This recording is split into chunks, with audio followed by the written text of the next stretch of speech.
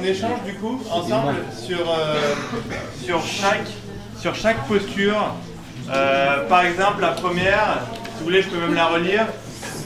J'aimerais avoir les arguments de ceux qui détestent la première et de ceux qui adorent la première. Relis-la. Bon bah ok. Donc c'était missionnaire numérique. Je passe une grande partie de mon temps à lire, débattre, penser à tout ce qui touche à l'effondrement. J'ai un besoin irrépressible de partager ma prise de conscience. Mon mur Facebook est rempli de mauvaises nouvelles et mes proches me demandent de changer un peu de sujet. Mais je n'y arrive pas. Qui déteste? Ouais. Pourquoi tu détestes? Mais je déteste parce que je pense que si on doit parler d'écologie et du mur à venir, il ne faut pas le faire seulement d'une manière pessimiste. Il faut, sinon ça fout le moral à zéro aux gens à qui on parle. Et donc il faut essayer de trouver un petit peu d'aération, sinon elle est tout. Voilà. Quelqu'un qui adore? J'aimerais bien avoir un pour, un contre, un pour, un Il y avait contre. un deuxième déteste. Là, mais pas que les contre et après les pour. Un pour? Ouais. Moi j'adore parce qu'en fait je pense pas que ce soit pessimiste, mais c'est plutôt réaliste en fait. Et elle est là la différence. C'est que quand on s'appuie sur des faits, on ne peut pas dire que voilà, c'est que des mauvaises nouvelles, on essaye de déprimer les gens, on essaye de leur dire voilà, regarde cette info-là, et on a détruit je sais pas combien de pourcents des espèces en 25 ans, donc c'est pas pessimiste, c'est réaliste, et une fois qu'on accepte la réalité, on peut essayer d'avancer. Mais c'est pas en restant dans le déni, en disant non, mais regarde, c'est super pessimiste, il y a des bonnes choses, etc. Il faut du positivisme aussi, je suis d'accord, mais il faut d'abord passer par accepter la réalité. Ça ne veut pas dire qu'on n'accepte pas la réalité quand on ne veut pas seulement... on doit parler d'autres choses aussi. Oui, non, je suis d'accord, mais je réponds par rapport à la vision pessimiste. On va essayer de conclure et en fait on évite les réponses comme ça, on fait un pour, un contre, un pour, un contre. Mon déni, c'était pas concernant le fond, mais la forme. C'est-à-dire qu'en fait, il ne s'agit pas d'être dans le déni, mais il s'agit de ne pas passer son temps sur les Facebook et ces machins, et c'est pas mon truc, et de plutôt privilégier les rapports humains directs ou les conversations plutôt que les bip-bip machins qui m'énervent. Voilà, c'est tout. C'était uniquement à cause de ça que j'ai mis je déteste. D'accord. Un autre, Jeanne? J'adore. Mais moi j'ai mis j'aime parce que je le fais, mais en fait je trouve ça nul de le faire, donc voilà. Je pense que des fois on le fait malgré nous, en fait on a envie d'alerter tout le monde en disant mais vous pouvez plus vivre dans le monde que vous croyez et maintenant ouvrez les yeux. Mais en fait c'est pas forcément la bonne solution, donc je suis un peu en lutte contre moi-même. Voilà. Bienvenue au club.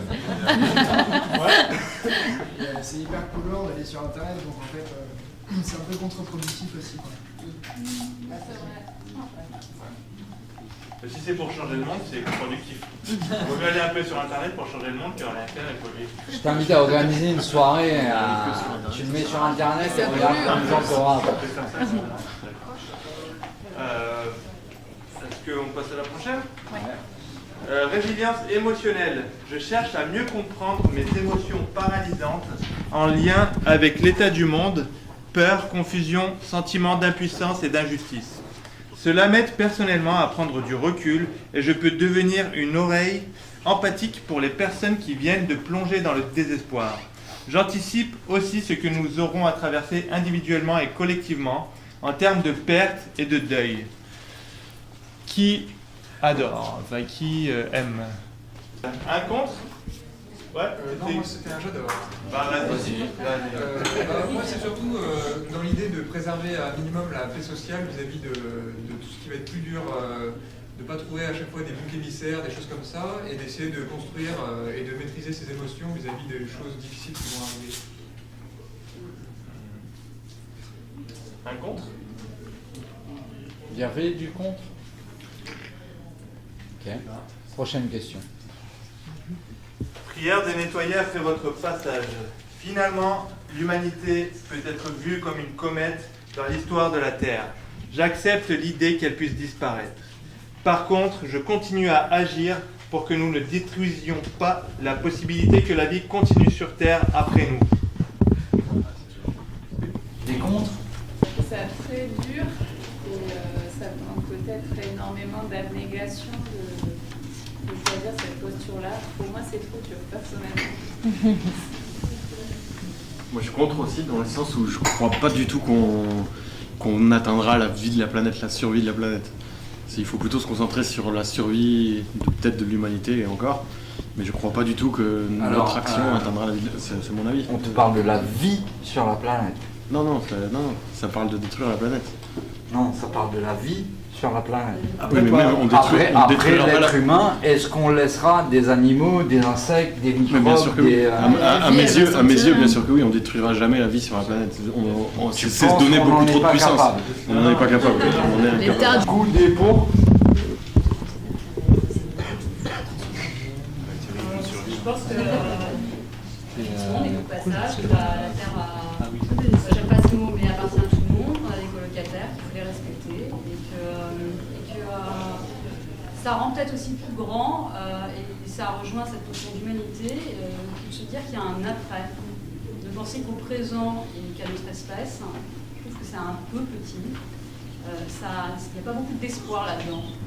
C'est parce qu'on pense à son enfant ou à un autre être humain, ou en ce qui nous concerne, même aux espèces extraterrestres, si on veut, enfin, peu importe. Mais en tout cas, se dire, voilà, il y a un après-moi, c'est aussi quelque chose de très positif pour soi en vérité. Voilà. Quelqu'un d'autre pour? Oui, de toute façon, individuellement, on va mourir, mais c'est vrai que si c'est compliqué à accepter, c'est peut-être pour moi, c'est peut-être une première étape clé dans le raisonnement à avoir. Ouais. Et donc, étendre ça à l'humanité entière. Après, c'est plus facile, quoi. Une fois qu'on l'a pour soi.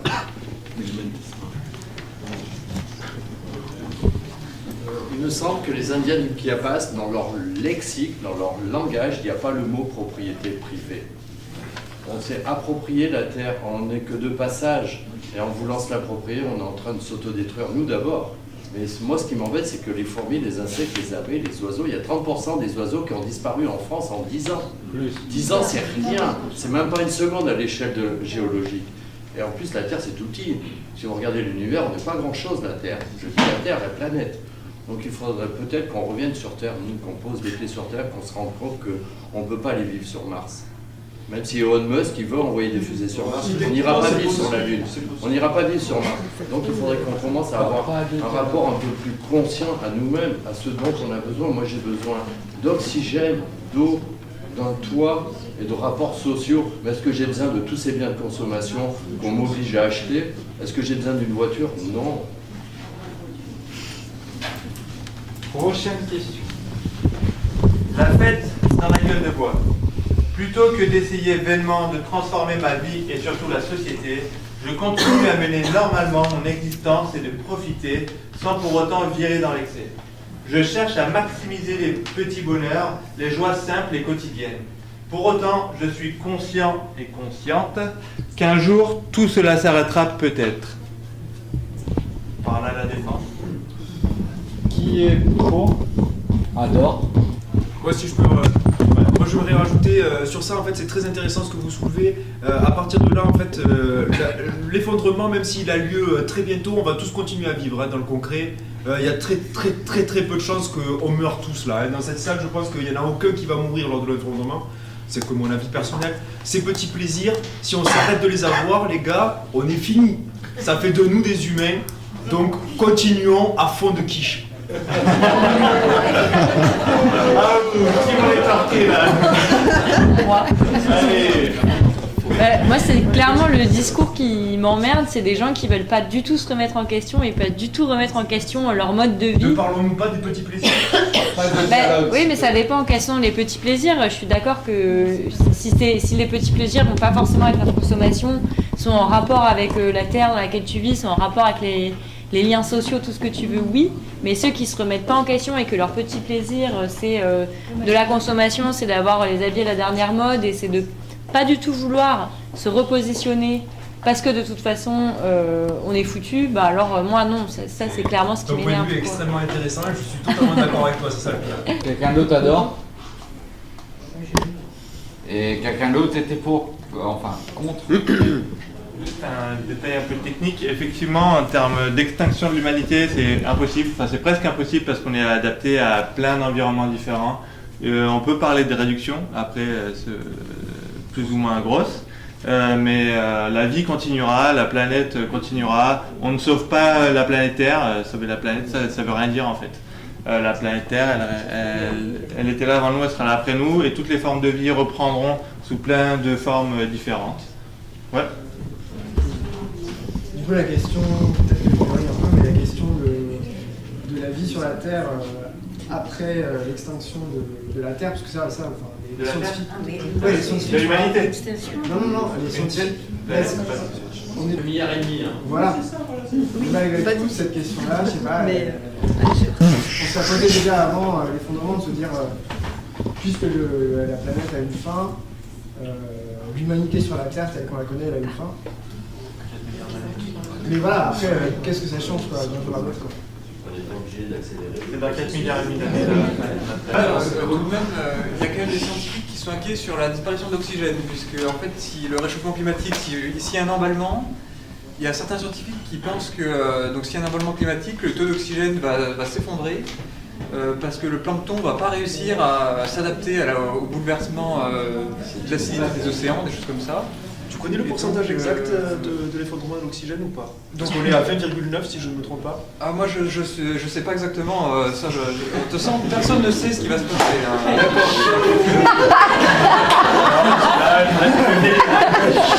Mais il y a des scientifiques qui disent que c'est possible. On ne sait pas si ça va avoir lieu, mais c'est possible. Donc on ne sait pas si l'humanité va survivre à court terme.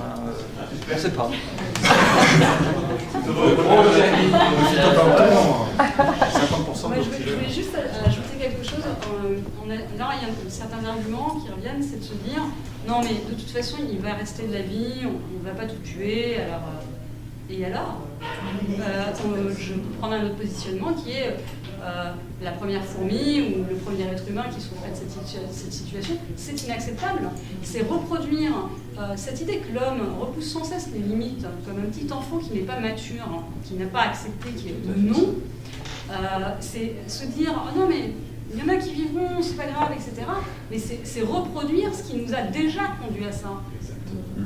C'est pour ça qu'en fait, je me fiche de savoir s'il y en a qui vont rester. Je veux pas qu'il y en ait davantage qui meurent en fait. C'est un peu en réponse, mais est-ce que tu penses que l'homme ne peut avoir aucun impact sur la planète? Non, je ne pense pas que l'homme puisse avoir aucun impact. J'espère et ardemment que s'il doit en avoir un, qu'il soit le plus positif possible. Au mieux, au pire, le plus neutre, le plus discret. C'est ça la notion d'altérité. En fait, pour moi, la question de l'altérité, la notion d'altérité est centrale dans cette problématique. Dès lors que je considère la chose pour ce qu'elle est, juste parce qu'elle existe, et que je respecte cette existence, l'harmonie peut commencer. L'harmonie, c'est-à-dire la symbiose, la réponse. La nature a prévu le chaos. De toute façon, le chaos existe. Mais on fait partie de la nature. Moi, je ne peux pas dissocier l'homme de la nature. On s'est sorti de la nature. On s'est sorti de la nature. Une notion de conscience, en fait. Une notion de conscience. C'est la raison pour laquelle on s'est sorti de la nature. C'est la conscience en fait de nos actes. C'est est-ce qu'on fait le bien, est-ce qu'on fait le mal. La nature n'a pas conscience du bien ou du mal en fait. La nature est et c'est tout. Et nous en fait on a une conscience du bien ou du mal. C'est ce qui nous différencie de ce qu'on va considérer comme naturel en fait. C'est la raison pour laquelle on n'est plus naturel. On a une conscience de là je suis en train de faire le bien, je suis en train de faire le mal, mais je m'en fous par exemple. Les animaux ont une conscience. Ils ont une conscience d'eux-mêmes mais du mal en fait. Psychologique. Si je reconnais la menace qui pèse sur ma vie et celle de mes proches, je suis surtout consciente que d'autres populations vivent déjà des effondrements et sont confrontées à des sécheresses, ouragans, famines ou forcées de s'exiler. Je décide de militer dès aujourd'hui pour ces injustices plutôt que de préparer un hypothétique futur effondrement de ma vie de classe moyenne blanche européenne.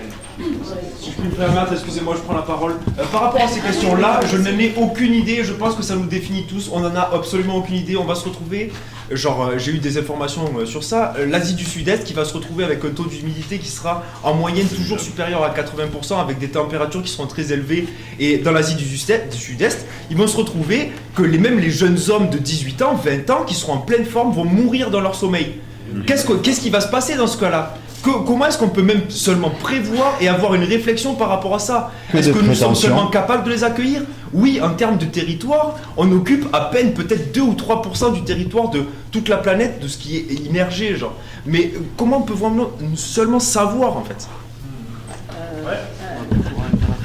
Peut-être qu'on ne sait pas, mais je pense que peut-être qu'on ne sait pas ce qui va se passer, mais d'une manière générale, on ne peut pas être indifférent aux problèmes qui se posent dans d'autres parties du monde, et notamment aux réfugiés climatiques qui vont venir de plus en plus. Alors je pense que c'est complètement utopique et avoir des œillères de se dire on va s'occuper de notre petit monde et tout, et de ne pas voir ce qui se passe ailleurs. En tout cas, moi, avant d'être écolo, je me suis occupée des problèmes de l'international, donc je ne peux pas fermer l'œil à ce qui va se passer ailleurs. C'est vraiment vital. Et ça,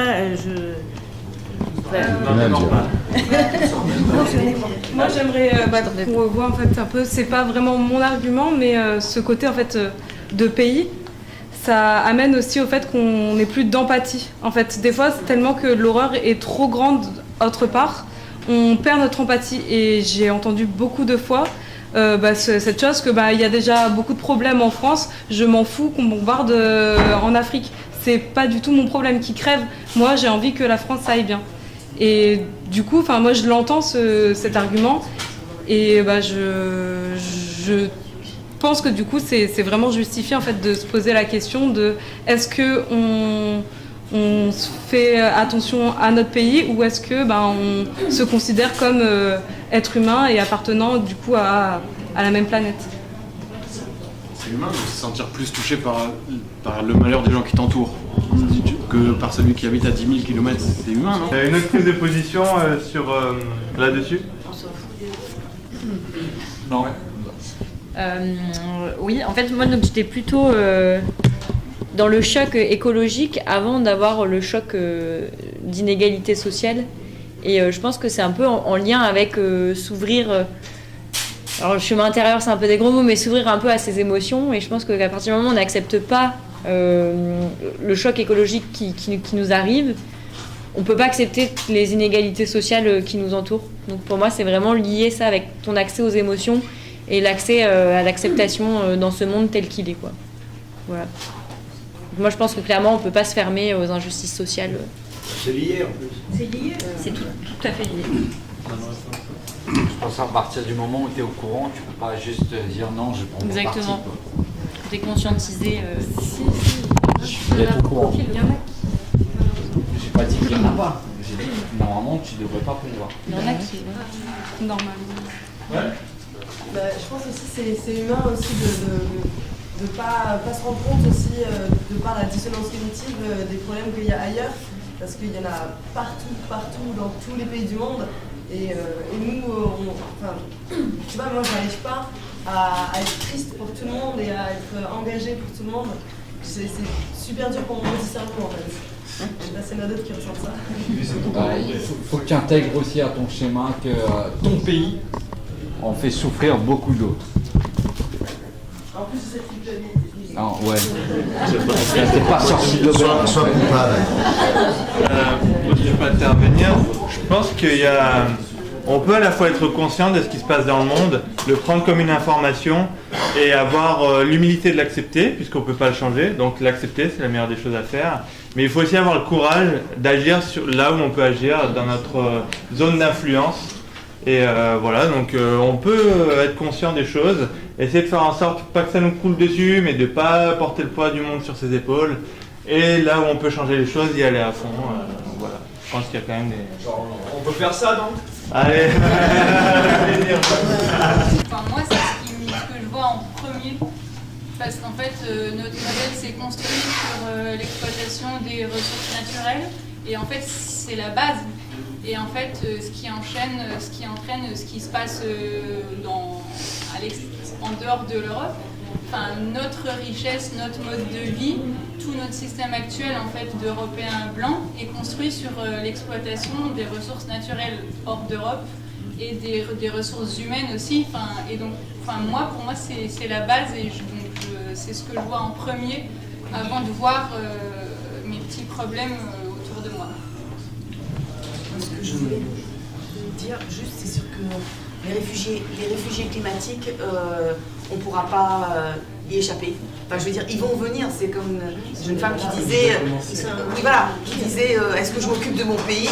Mais on va pas pouvoir s'occuper de son pays. Il y a des millions de gens qui vont venir parce qu'ils vont crever la dalle, parce qu'ils vont pas pouvoir respirer, parce qu'il faudra bien les accueillir. Je veux dire, on va pas les refouler, on va pas il faut changer d'état d'esprit pour les accueillir. Il n'y a pas d'autre choix parce que c'est ça l'humanité. Point barre. Il ne faut pas juste les accueillir, il faut aller les aider là où ils sont. Les aider, mais je veux dire que s'ils viennent, je veux dire, on ne peut pas faire. Pas l'aide qu'on leur apporte actuellement, mais la vraie aide, tu vois. Il y a des jeunes. Il faut surtout arrêter de les piller avant de les aider, je pense. Ouais. Faut arrêter de leur piquer les ressources. C'est du pillage, c'est pas de l'aide. Piquer les ressources, ça a commencé avec la colonisation. Bien avant. C'est l'homme est homme depuis bien avant. Faisons face à un défi sans précédent dans l'histoire de l'humanité et nous devrions nous organiser collectivement pour y répondre, comme nous le faisons si rapidement en période de guerre. Nos responsables politiques ont été élus pour cela. Nous devons exiger d'eux qu'ils mettent en œuvre une telle mobilisation, qui implique de prendre des mesures impopulaires mais nécessaires. Ok, moi je vais prendre la parole directe. Moi je dis. Merci. Pardon. Parce que moi quand je vois des mecs comme Franquito, parce que je vais te désigner à toi directement, moi je suis sûr que tous les gens qui auront écouté Franquito dans sa vraie vie, c'est le genre de gars qu'on va vouloir mettre à la tête justement de ce genre de système. Parce qu'il faudra une tête à un moment ou à un autre. C'est un truc qui a déjà été analysé par une chaîne YouTube qui s'appelle Science for All. En fait, le système démocratique ne fonctionnera jamais. C'est impossible. Il faut un tyran. Dictateur. Il faut un tyran éclairé. Le tyran éclairé, ce sera peut-être pas lui.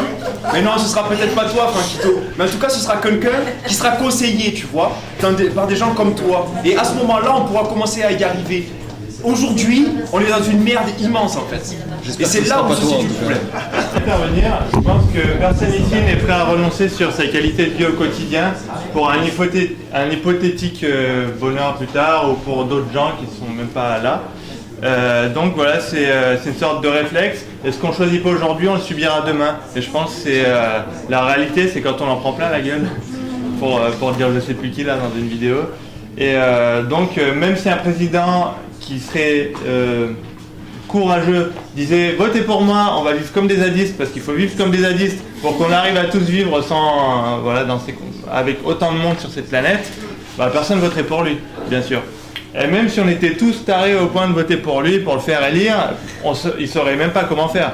Parce qu'on ne sait pas comment diviser notre niveau de vie par 5 ou 10. Et même moi, le premier, hein, je le dis, mais je suis pas prêt à renier sur... Pourtant, j'ai un mode de vie, je suis au RSA. Mais voilà, ouais, je suis content d'avoir un toit, j'appuie sur le bouton, ça s'allume. C'est très confortable. Ouais, j'ai un portable ici. Ça se fait sur plusieurs générations, en fait. Parce que ça... Mais...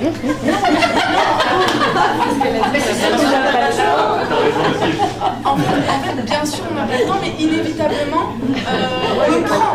En fait, inévitablement, on le prend. Donc, il faut partir du principe que ça va se faire sur plusieurs générations et on est beaucoup trop nombreux pour partir du principe qu'il faudrait que ça se fasse demain. Ça ne se fera pas demain, ça va se faire sur 3, 4 générations, c'est-à-dire une génération, c'est 30 ans. Hein. C'est long, hein. C'est hyper long. Et le problème, c'est que ça ne va pas se régler demain. Ça va être, c'est les enfants des enfants qui vont apprendre aux enfants que les parents ont fait mal en fait. Mais parce que dès maintenant en fait on sait que nos parents ont fait mal sur ça. Mais oui, mais sauf qu'il y a une personne sur 2 ou sur 3 qui va partir du principe que oui, ça s'est mal passé, je vais pas le transmettre. Malheureusement en fait ça va mettre autant de temps que ça. Et ça va mettre autant de temps que ça à se transmettre. C'est juste une temporalité qu'on n'a pas. En fait. Et qu'on n'aura jamais. Donc on est foutu. Moi je suis pessimiste. Hein. Vas-y, devant.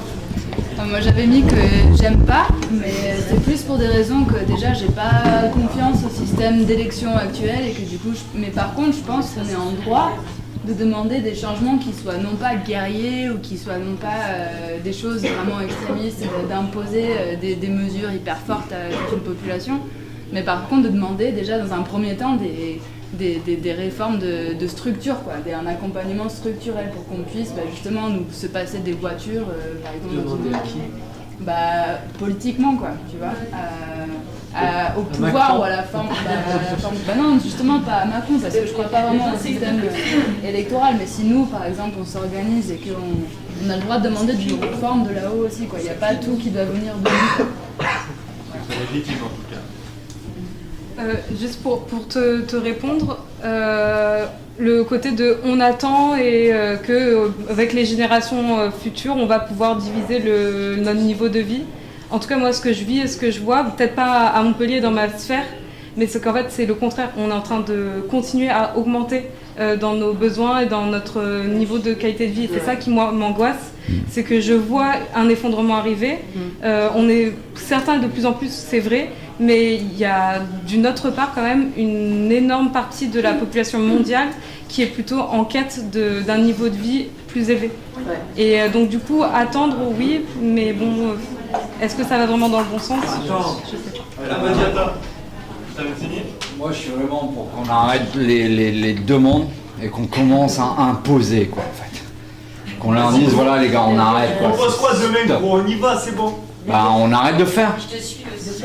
Moi aussi, je te suis en plus. Bon, moi, ça fait longtemps que j'ai commencé le boycott. J'ai pas attendu que les boycotts se manifestent, quoi. Je boycotte Coca depuis des années, je boycotte McDo depuis des années et surtout, je le dis aux gens, quoi. Je dis aux gens que McDo c'est de la merde, que Coca ça mène nulle part. Enfin, et plus on ira, plus ça marchera, quoi. Est-ce que je peux rajouter un truc par rapport à ça? Il y avait une prise de parole. Ah oui, pardon. Je voulais juste te dire pourquoi on augmente, etc. Je ne sais pas si les jeunes, ils ont des enfants. Mais c'est parce que quand on a des enfants, on veut que ça soit mieux pour eux. Et moi, la première. Moi, j'ai 2 enfants et j'ai fait ce qu'il ne fallait pas. C'est-à-dire que je leur ai donné tout ce que j'ai pas eu. Parce que j'étais d'une famille modeste et que j'ai pu m'acheter une maison et leur filer tous les trucs de geek qu'ils voulaient et tous leurs fringues et les machins et tout. Bon, heureusement, j'ai la prise de conscience que maintenant ils commencent à comprendre que c'était pas bien. Mais parce que de partout dans le monde, les parents, notamment les parents quand ils ont des enfants où eux ils n'arrivent pas à bouffer, ils veulent que leur enfant ils aillent mieux derrière et qu'ils puissent au moins bouffer et au moins avoir un toit. Et donc c'est normal que ça continue à progresser comme ça, voilà. Et d'avoir la conscience de dire bon, moi c'était bien, mais toi mon fils, ça sera moins bien pour toi, j'aimerais bien que l'humanité ait cette conscience-là, mais je ne sais pas si on y arrivera. Parce que quand on a des tripes de mer, c'est dur. Voilà. Et certes, il y a des gens qui sont dans la merde. Moi, je fréquente le Lumpenprolétariat de Montpellier. Il y a des gens qui n'ont pas de logement. Il y a des Géorgiens, des Arméniens, des Albanais, tout ce que tu voudras. Il y a 3 millions de logements vides en France. Je ne parle pas de résidences secondaires. On a coulé trop de béton. Il y a quelqu'un tout à l'heure, il s'appelle Régis, il nous a dit que tous les 7 ans, on recouvre ta bagnole. Tu prends ta bagnole, c'est pas la tienne. Mais si c'est la tienne, elle passe 90% de son temps sur un parking, tu prends une photo satellite, tu prends un drone, ça recouvre. Si la bagnole elle est partagée par 100 personnes, parce que peut-être elle peut être partagée par 10 personnes, et en plus on pourrait vivre autrement, on n'a pas besoin de la bagnole. Donc effectivement, même en France, il y a paupérisation. Tu peux aller voir à TD Carmonde, il y a des gens qui sont dans une merde noire, mais il y a aussi des gens qui gagnent 70 000 euros par mois et ils sont pas riches. Un joueur de foot, c'est un pauvre, il gagne qu'1 million d'euros par mois, le joueur de foot. Un milliardaire, c'est un rapport de 1 à 1000, c'est-à-dire 1000 SMIC. 1 million d'euros, c'est 1000 SMIC. Mais est-ce que c'est raisonnable qu'il y ait des gens qui aient 1 million d'euros pour faire n'importe quoi avec? Parce que si au moins ils utilisaient intelligemment cet argent. Donc le problème aujourd'hui, c'est pas de la pauvreté ou de la richesse, c'est de la folie meurtrière de l'humanité. Qu'est-ce qu'on fait avec les ordinateurs? Ils en sont à se battre à la nanoseconde. Il y a des films de science-fiction qui t'expliquent en informatique, si tu peux niquer, qu'est-ce qui est en train d'arriver avec le Brexit anglais? Ils ont niqué les Anglais, je vais être grossier là. Ils leur ont fait croire que de sortir de l'Union Européenne, leur système de santé allait s'améliorer. Theresa May, je vais arrêter. Theresa May, elle a besoin d'insuline. Donc ce qu'il faut faire, c'est arrêter de regarder Hollywood. Ce qui nous a mis dans la tête dans Hollywood, c'est que de vivre bien, c'est d'avoir des 4x4. Il faut qu'on déconstruise nos imaginaires et dépolluer nos tronches. Dépolluons nos tronches et ça ira un peu mieux. Merci Lionel. On va passer à la prochaine. Saut de conscience.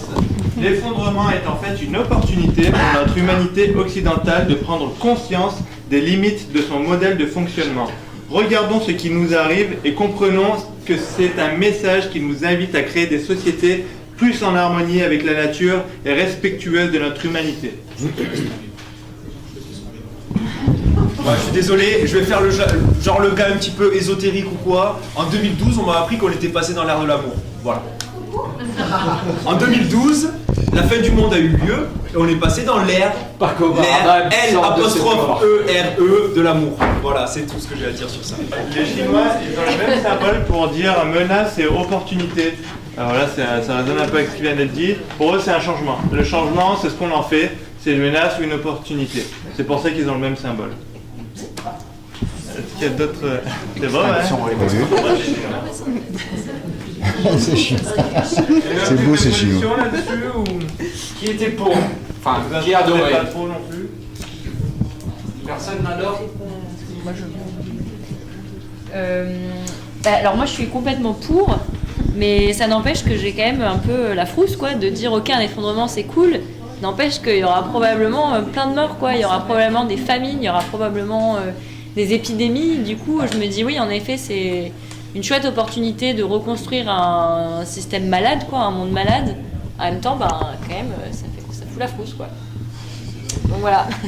Une opportunité, ça ne veut pas dire de se réjouir de l'effondrement, c'est juste qu'on décide de s'en saisir. C'est-à-dire qu'il y a un nouveau problème, on en fait quoi? Qu'est-ce qu'on fait maintenant? C'est ça l'opportunité, c'est pas qu'on va se réjouir, de se dire oh il y a un effondrement, c'est génial. Mais par contre, je réagis.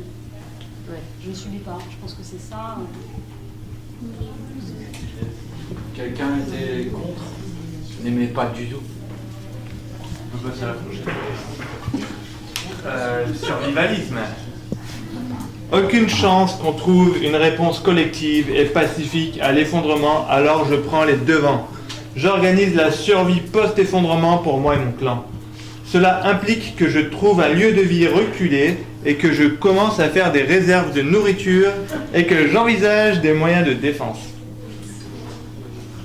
Pour ma part, j'ai l'impression que c'est pas utopiste et ni pessimiste en fait, que de penser qu'il va falloir être capable de se débrouiller sans les ressources qu'on nous donne en fait. Donc je pense...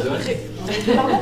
Qu'on nous vend. Qu'on nous vend. Effectivement, je pense que c'est le survivalisme, c'est pas être vouloir se battre contre la fin du monde ou être une personne hors de la réalité en fait. C'est juste savoir se débrouiller, je pense, sans tout le confort qu'on nous a. Non, sans tout le confort qu'on nous a apporté en fait. C'est vrai qu'après tout, on a troqué notre temps contre du confort. Donc c'est ce que voilà, c'est l'idée de. J'ai quelques Kalachnikov, ce que tu peux dire. 500 € pas cher. Seulement, on n'aura pas besoin. On n'a pas besoin forcément de tout faire péter, tu vois, pour se. C'est vrai? Moi, je pense plus à réduire un petit peu notre cercle d'action, c'est-à-dire que tu travailles pas pour une industrie qui te correspond pas et même que tu visualises même pas en fait. Tu travailles pour toi, c'est-à-dire que tu cultives tes légumes pour les manger. C'est pour ça que tu leur apportes de l'amour. Un producteur agricole, quand tu fais quand tu industrialises l'agriculture, tu vas apporter moins d'amour à tes légumes et donc forcément, parce qu'il y a une notion d'argent en fait derrière.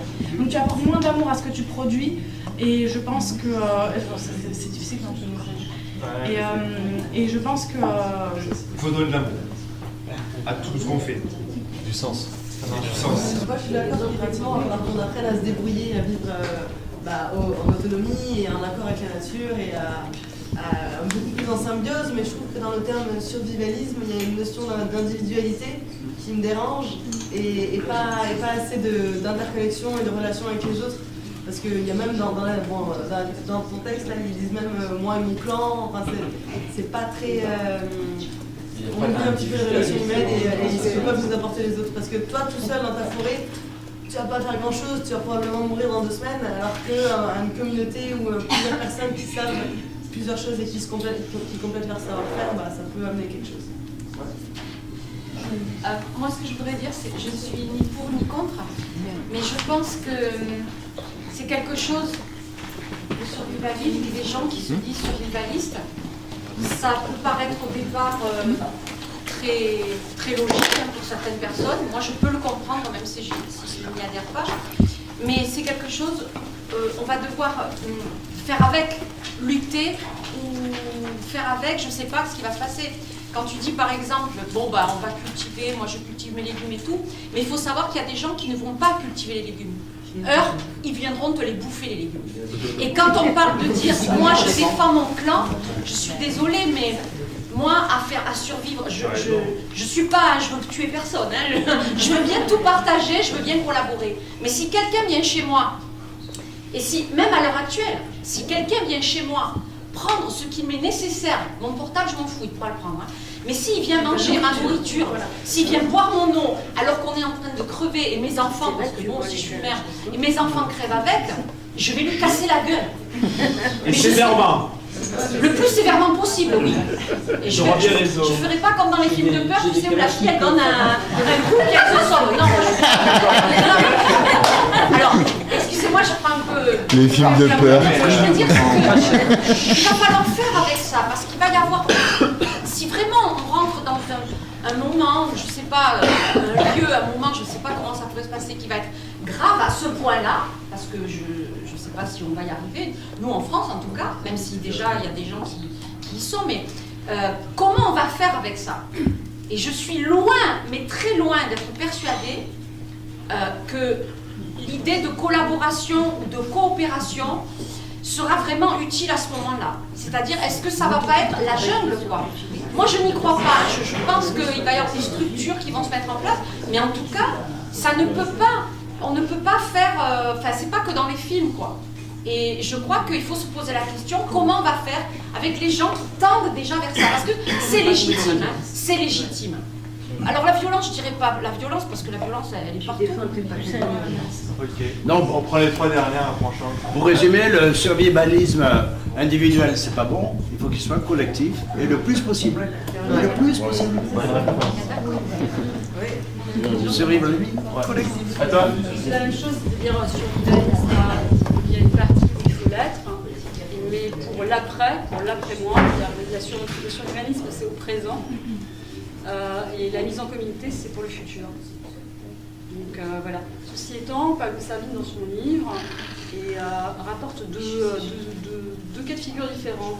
En cas de catastrophe, peu importe quelle soit laquelle elle est, mais subie et de court terme, contrairement à ce qu'on pourrait croire, lui rapporte que les gens ont plutôt un comportement bienveillant et de partage. En cas de catastrophe, elle dure longtemps. Et pour ça, les références qu'ils ont, c'est les états de guerre. Dans un premier temps, les réactions sont positives. Et si la catastrophe perdure, là, effectivement, il peut y avoir des comportements plus délétères, voire agressifs.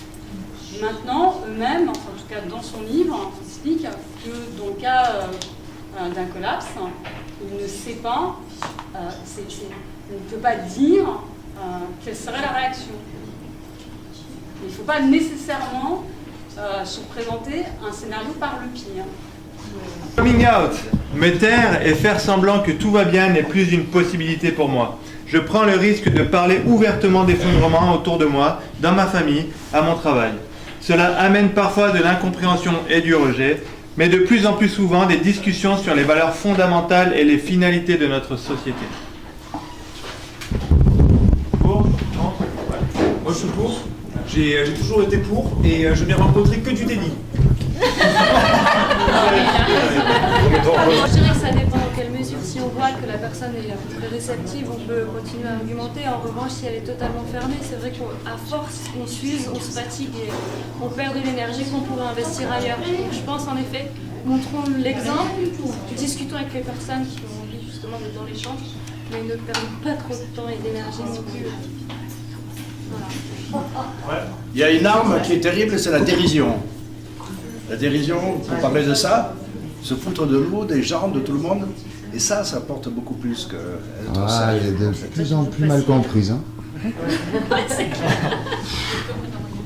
Moi je suis pour, globalement je le fais à mon travail et avec les gens que je rencontre, mais Je rencontre que des gens qui comprennent pas, ou peut-être parce que je l'explique mal, et du coup, en fait c'est un sujet, du coup maintenant j'arrête un peu parce que je trouve que c'est un sujet très difficile à aborder, et pour peu qu'on le dise, parce que nous on a déjà fait un chemin dans notre tête immense, pour peu qu'on l'amène un peu trop vite d'une certaine manière, et ça fait l'effet inverse, donc du coup maintenant j'arrête. Ouais, c'est un discours culpabilisant en fait, de dire moi j'ai compris, toi t'es dans l'erreur. Tu peux pas, mais non. Les gens qui réagissent pas positivement à ça, c'est normal. Moi, quand j'essaye d'en parler, en fait, il y a pas mal de personnes qui ont cette intuition que on est dans la merde et que ça va arriver dans tous les cas.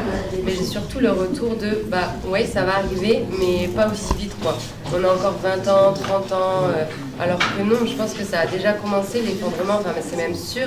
Et ça va s'accélérer dans les prochaines années et on n'a pas le temps, quoi. Je veux dire, il y en a plein qui ont cette intuition de se dire oui, ça va arriver, mais t'inquiète, on a le temps, c'est bon, ce sera les enfants des enfants. Et du coup, c'est compliqué en fait de effectivement leur faire réaliser, quoi, parce que comme tu dis, il ne faut pas être trop brusque, il faut trouver les bons mots. Bruce Willis, on peut encore y arriver. C'est mon mantra et je milite pour qu'on mette à l'agenda politique toutes les solutions permettant d'inverser la courbe des désastres annoncés. Agroécologie, production d'électricité à partir d'algues et création de puits à carbone naturel. Il ne nous manque que la volonté et un peu d'innovation technologique. Qui est pour? D'une certaine façon, oui. La science et la technologie peuvent proposer d'autres solutions, bien sûr. Si on abandonne les schémas traditionnels et qu'on accepte de manger des insectes et non plus du beefsteak. On acceptera plus si on n'a pas le choix. Ni pour ni contre. Mais ce qui me dérange là, ce que je ne comprends pas, je ne sais pas, c'est que ces choix qui seraient faits, ces innovations, etc., je pense que le problème, il est que les gens qui ont main là-dessus s'en foutent complètement en fait. C'est-à-dire qu'on peut toujours souhaiter que l'innovation, parce qu'il y a des innovations technologiques, on le sait. Oui, il y a des choses qui permettent déjà, en agriculture, en élevage, il y a plein de choses qui pourraient nous aider et non pas nous desservir pour sauvegarder la planète et l'humanité. Sauf que les gens qui ont la main là-dessus, c'est-à-dire la main, vous voyez, par la main, j'entends ça, ces gens-là, ils n'en ont rien à foutre. C'est un petit peu comme tout à l'heure quand on parlait de demander au gouvernement. Il n'y a pas de problème, hein, on manifeste, on fait des marches, on y va et tout ça. Mais il ne faut pas se leurrer. Ils s'en foutent. Ils n'ont rien à y gagner. Ils n'ont aucun intérêt à faire ce genre de choses. Donc ils ne le feront pas. Soyons clairs et nets. À mon avis, ils ne le feront pas. Voilà. Les deux. Ouais. Non, même pas. Quand on se considère dans une lutte, nous qui avons compris certaines choses, contre certains qui n'auraient pas les mêmes intérêts, je me dis que ça aide parfois de penser que tout le monde a un intérêt, à moyen terme au moins, à changer sa façon de penser, et que donc à la fin on est tous dans le même sac a priori, et que donc on est tous des alliés potentiels. C'est juste que il y en a qui sont un peu dans des systèmes de fonctionnement psychopathologiques, on peut dire. Par exemple du profit à outrance, ce genre de choses.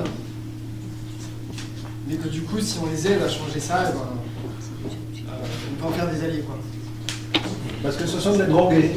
Ils sont drogués au fric, il faut les détoxiquer, il faut les désintoxiquer, voilà. Leur faire comprendre. Et si eux ne comprennent pas, leurs enfants peuvent comprendre.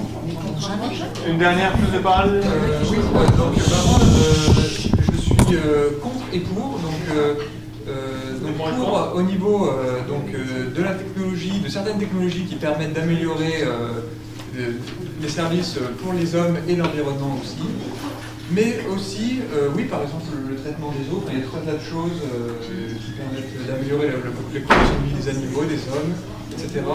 Mais aussi contre l'illusion technologique, notamment dans le domaine de l'énergie. Donc notamment puisqu'on ne sait pas créer d'énergie, on ne sait qu'en puiser dans la nature, par définition. Et notamment les algues, donc qui relèvent un petit peu de la même escroquerie intellectuelle que le moteur à eau, les tours de béton pour le stockage, beaucoup d'escroqueries qu'on voit, qui sont soit des escroqueries montées par des startups qui veulent faire du sensationnalisme ou du complotisme, etc. Et donc, naturellement, on ne peut pas faire d'énergie avec les algues, puisqu'en fait, il faut plus d'énergie pour mettre en place le système que ce qu'en rapportent les algues, donc ce n'est pas une ressource en énergie. International anarchiste. Je rejoins un collectif militant d'inspiration anarchiste où nous déconstruisons des discours dominants Luttons ensemble et proposons des visions alternatives au capitalisme.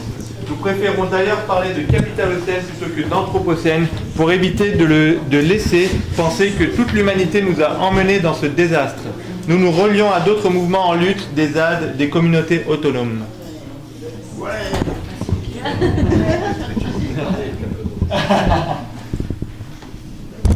En fait, capitalocène, ouais, ok, mais en fait, en étudiant l'histoire de l'humanité, on se rend compte qu'en fait, à chaque fois qu'il y avait un mouvement d'humains qui se déplaçaient de l'Afrique vers d'autres parties du monde, en fait, il y avait une extinction des animaux. Avant, il y avait des énormes kangourous, des énormes... il y avait plein d'autres animaux qu'on ne connaît pas maintenant. Et en fait, bizarrement, les scientifiques se rendent compte que c'est obligatoirement lié à chaque fois à l'arrivée de l'homme sur cette partie du continent. Donc en fait, c'est plus loin que ça. En fait, je pense qu'il faut complètement réinventer un mode pour être vraiment en symbiose avec la nature et les animaux et pas à chaque fois obligatoirement observer une extinction des espèces, quoi. Donc capitalocène, ouais, ok, mais en fait, il ne faut pas non plus trop se culpabiliser parce qu'en fait, en étudiant l'histoire de l'humain, on se rend compte que c'est toujours la même histoire qui se répète, en fait. Pas du tout cette analyse, quoi. Je pense que si on prend par exemple les kangourous, je veux dire, les aborigènes d'Australie n'ont pas exterminé les kangourous. Donc c'est pas l'apparition de l'homme en Australie qui a exterminé les kangourous. Non, c'est la reine d'Angleterre. Non. On est bien d'accord, voilà. On est bien d'accord, c'est-à-dire qu'on est bien à partir du moment où il y a l'arrivée du capitalisme. C'est une autre... c'est donc plus un mode de production qui épuise les ressources de l'humanité que le simple fait, parce que bon, certes, il y a eu des moments où il y a eu les êtres humains qui ont épuisé localement des ressources, par exemple on parle de l'huile de pâte ou des choses comme ça. Bon, il n'y a pas que les êtres humains, il y a des tas d'animaux qui vont épuiser aussi la ressource, qui vont crever parce qu'ils vont tuer la plante par exemple sur laquelle ils ont colonisé par exemple. Donc on n'est pas les seuls, c'est pas... Mais simplement, le fait qu'à un moment donné, la totalité des ressources est liée au capitalisme. Qu'il y ait épuisement des ressources de la planète, c'est lié au capitalisme, mais pas à l'humanité. Je veux réagir, peut-être que j'ai mal compris ce que tu veux dire, mais moi je suis pas d'accord. Le capitalocène n'est pas à l'intérieur de l'anthropocène, dans mon sens. Pour moi, anthropos, c'est l'homme, au sens être humain. Mais il y a depuis des... Bon, après, les anthropologues, on va pas faire une conférence sur ça, savoir si c'est 200 000 ans qu'a l'Homo sapiens, s'ils ont fait des découvertes récentes, peut-être que l'être humain. On s'en fout si c'est 200 000 ou 300 000 ans. N'empêche que pendant plus de 200 000 ans, ça allait plutôt bien. Le rapport de l'être humain à son environnement, et tu peux me laisser finir, le rapport de l'être humain à son environnement était pérenne. Au sens, si tu vas voir des peuples premiers en Amazonie, ils ont un rapport au monde qui fait qu'ils n'ont aucune prédation sur cet environnement. Ils vivent en harmonie avec leur monde. Ils ne sont pas des prédateurs. Et le WASP anglo-saxon, c'est-à-dire nous les catholiques, nous les blancs, moi qui suis d'origine espagnole, qu'est-ce qu'ont fait Charles Quint, qu'est-ce que sont allés faire en Amérique du Sud les Espagnols? Mais c'était, le bordel avait commencé déjà bien avant, je pense qu'il a commencé avec la sédentarisation et l'invention de l'agriculture. Mais oublions ça. Revenons à Charles Quint et revenons aux anglo-saxons, revenons à ce que font aujourd'hui les États-Unis. Et le paradigme de Hollywood, les Chinois, ils sont devenus complètement cons, ils étaient confuciens, ils sont devenus complètement cons les Chinois. Ils sont 1,4 milliard, ils veulent vivre comme des Américains. Ça tient pas la route. 7 milliards de bagnoles sur la planète, ça n'est pas possible. L'énergie, le débat sur l'énergie, c'est un faux débat. 200 km² de soleil sur le Sahara, c'est plus que tout ce qu'on consomme. Donc de l'énergie, il y en a beaucoup trop, c'est comme l'argent. Mais par contre, notre rapport au monde, notre façon de vivre, notre façon de penser, les conneries qu'on m'a mis dans la tête, moi on m'a appris que Robespierre c'était vachement bien. Et ben même Robespierre c'était pas vachement bien. C'est les bourgeois qui ont remplacé les aristos pour développer un capitalisme prédateur et délétère et mortifère. On est en train de s'achever là. Donc si on se réveille pas, on est mort. Donc le capitolocène n'est pas à l'intérieur de l'anthropocène. Le capitolocène est contre l'anthropocène, à mon avis. Alors, pour te répondre rapidement, il y a des bouquins de Jared Diamond déjà, sur la disparition des différentes civilisations. Alors il y en a effectivement quelques-unes qui ont réussi à retrouver un équilibre, et d'autres qui ont disparu, l'île de Pâques, etc. Bon, tu as quelques îles dans le Pacifique, le Japon par exemple a réussi à équilibrer. Par contre, par exemple en Amazonie, dès qu'Homo sapiens est arrivé, il a fait disparaître les paresseux géants. Tous les grands mammifères d'Amazonie ont disparu. Partout où Homo sapiens est arrivé, en Australie, en Asie, en Europe, il n'y a qu'en Afrique. En Afrique, pourquoi les grands mammifères sont restés? Parce que les grands mammifères connaissaient le singe là. Ils s'en méfiaient. Tu vois, Par contre, lorsqu'il est arrivé un peu partout, il ne le connaissait pas. Et les Homo sapiens, ça a tout massacré. En Australie, partout, en Afrique, partout. Tous les grands mammifères ont disparu. En Amérique, tu avais des mammouths, tu avais des chevaux, tu avais comment ça s'appelle, etc. Tous les grands mammifères, même en Amazonie, tout ça. Des Amérindiens. Homo sapiens, partout, il arrivait à tout zigouiller. On passe au prochain. Je suis attaché à ma situation professionnelle actuelle et aimerais ne pas la quitter. Alors, pour me sentir en cohérence avec ma vision, je cherche à voir ce que je peux faire au sein de mon entreprise d'un peu plus positif pour le monde. Qui pense pouvoir changer les choses grâce à son travail? Je suis professeur. Je suis professeur des écoles. Je peux dire que depuis quelques années, j'étais CM2 et je me suis déjà fait un petit peu taper sur les doigts par des parents d'élèves ou par ma hiérarchie, mais je m'en fous. C'est pas grave, je suis bientôt à la retraite, donc voilà. Voilà, j'ai pas de carrière à faire, j'en ai jamais eu de toute façon. Parce que je ne peux pas m'empêcher, c'est pas possible, évidemment. Je ne dis pas que je vais changer les choses, mais en tout cas, mes élèves, il est évident que les leçons sur le passé simple ou sur les triangles, franchement, on s'en fout un peu. Et ils le savent. Merci. Parce que le but, comme je leur dis, c'est pas d'avoir des vins partout et de. Bah, parce que le bonheur, qu'est-ce que c'est, hein, voilà. Pour en revenir à la mission, c'est que je pense que ces enfants, ils sont au courant de petites choses. Ils voient, hein. Ils voient des trucs qui sont toujours sur les réseaux sociaux, ils sont sur Internet, ils sont sur Facebook. Là, je sais, normalement, ils ne devraient pas, mais ils sont. Donc, ils voient des choses et ils se posent des questions. Mais ils n'ont pas de réponse, ou les réponses sont incomplètes. Et à ma mesure, en classe, quasiment tous les jours, on parle de ça. Et on cherche des documents. Et moi, je leur apprends rien. Je ne leur dis pas, voyez, il faudrait jamais, bien sûr. Mais par contre, les enseignants qui sont là le savent, on met en place des situations dans lesquelles les questionnements vont émerger et les réponses, ils doivent aller les chercher. Et ça leur fait peur, mais en même temps, c'est leur futur. Et ils le savent. Les enfants ne sont pas idiots.